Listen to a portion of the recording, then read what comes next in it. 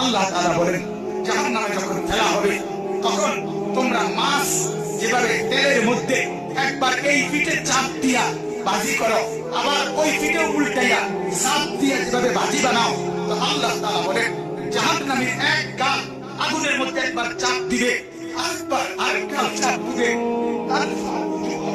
আর জাহান্নামের আগুনে ছাড়া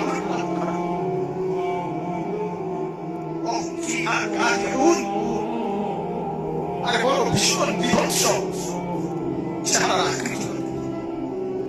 আল্লাহ আমাকে মাফ করে দেন, আল্লাহ তাআলা আমাদের সবাইকে আলাম আয়াতি তুতলা আলাইহিম ফাকুনতুম বিহা তুকাযিবুন।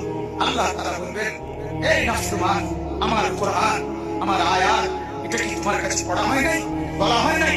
তুমি কি মিথ্যে মনে করছো? অতএব রব্বানা